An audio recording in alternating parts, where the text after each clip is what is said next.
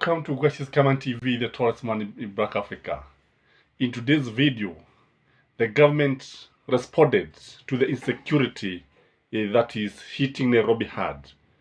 Thugs are literally taking over Nairobi. And unless and until something is done, this country can easily turn into what I would call Kismayu. It is very, very important for the government to know what is happening in this country, because without proper handling of this matter, things can easily run out of hand.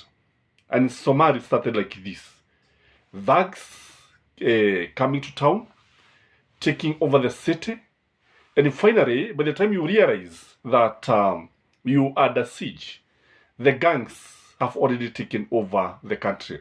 So in today's video, I want us to look at the interior CS. The interior CS, if you ask me, is not equal to the task. If you ask me, this is one person who should have been given a lighter duty. I've nothing wrong against Kithure Kindiki. The man, the professor, is a gentleman. The professor of law is an intelligent person. The professor is somebody who cannot even hurt a housefly. Hawezi hata kukosea nzi sebuse mwanadamu.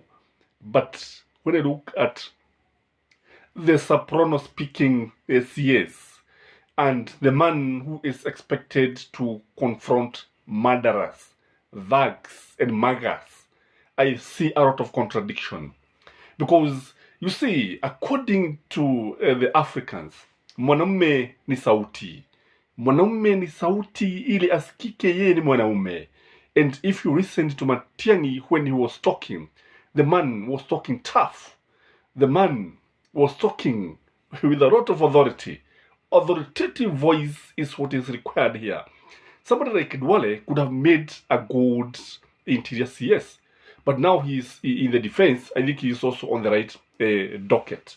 But when you look at Kithure Kindiki, maybe he could have been given something like the Attorney General, something like Minister of Health, or something like that. Something that does not require a lot of confrontation.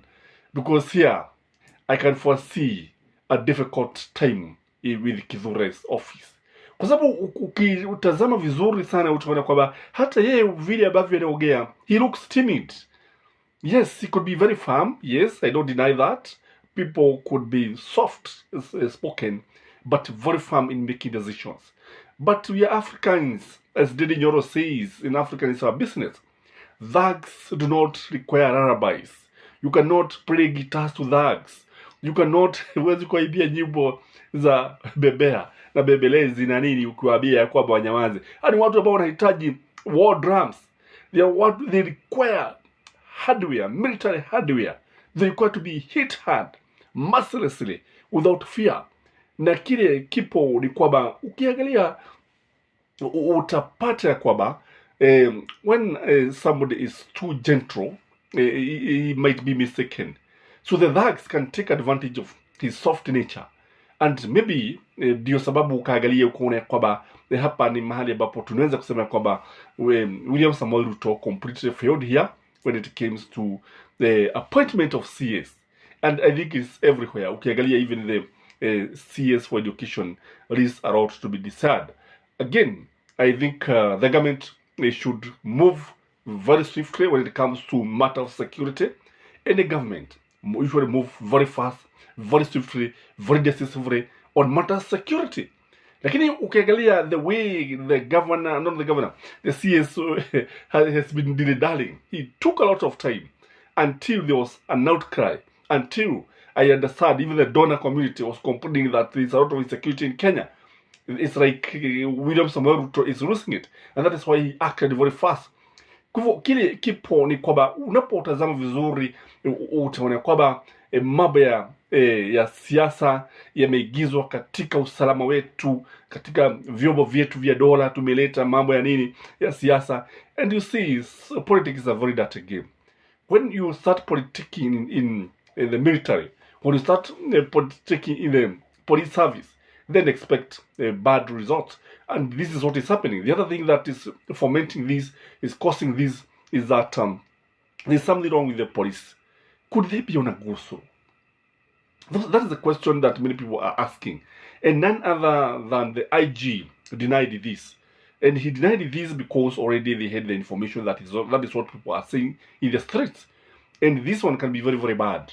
Na kile kinajitokeza ni kwamba the way the government has been handling the officers, especially those from special unit, from DCI, parading and shaming them, it is not the best thing. I think there's a better way of dealing with such guys. There's a better way of not embarrassing the whole force. The way the military deals with its rogue officers, because rogue officers are found to be, are expected to be everywhere, including in hospitals. The doctors, you're likely to find even rogue doctors. Teachers, you're likely to find rogue teachers. Everywhere. There's a way of dealing with these people. Lakini sasa kule kuaibisha, will definitely demoralize the service. Will definitely ridicule the policemen. And that is why I believe they are even fearing to use the firearms. That is why I believe that they are reluctant. That is why I believe that they are fearing that they could be paraded in courts. Na they could be in hot soup. Na tena ukiangalia vile ambavyo Gachagua amekuwa akiongea kwamba ni mtu ambaye anajitokeza kama mlipizaji kisasi. A government that is on a revenge mission. A government that is going to reverse it past things that were done by the service, the police service. I think that is not the best way to go about it. If you ask me, there's a better way of handling such a delicate matter. There's a way that we are supposed to do with a police officer, because whatever they are doing is very, very important.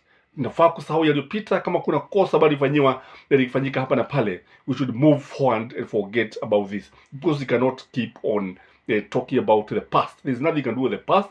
What you do is should be able to focus on the future and the present, kwa sababu hivyo ndivyo ambavyo tunatarajia serikali yote ile. Jambo lingine ambalo tunaona ni kwamba kule kuaibisha, the humiliating of the police force is not the best thing, because remember, these are brothers, these are fathers, these are people's children. They are sons and daughters of certain parents, and this one is something that is likely to hurt many people and the extended families. Kwa hivyo wale wezi ambao wamekuwa wakijitokeza katika sehemu za jiji na sehemu za vitongoji vya mji wa Nairobi, I think they need to be hit hard. I think they require more than this. Now, it is surprising that the IG was saying that these people, that they wamepoa mwezi mmoja. Imagine 1 month. By that time, the people will be terrorized. The people will have faced the music. A lot of money will have lost, and many businesses will have been raided. Na wanasema mwezi mmoja wakifanya nini? I think the government, they should have hit the ground running and secure the city and its environs, because it is hurting businessmen, it is hurting citizens, it is hurting the foreign investors, and it is embarrassing William Samoei Ruto's government, because it is looking like the government is very competent, not equal to the task, not prepared to handle such situations. Kwa hivyo hata ile mikutano yake mingi ambayo wamefanya, tunatarajia kwamba moja hiyo mikutano ni kuzungumzia usalama wa nchi, without talking about the nation. Unajua sasa ukiongeza yale matatizo ambayo watu wanapitia, matatizo ya njaa, matatizo ya ukosefu wa mvua, kisha uongeze ukosefu wa usalama, then the country is finished completely. So if you are there for the first time and you have never subscribed to this channel, kindly take a minute to subscribe to this channel. For our viewers, kindly like this video, and may you have a blessed night. Till next time, bye bye.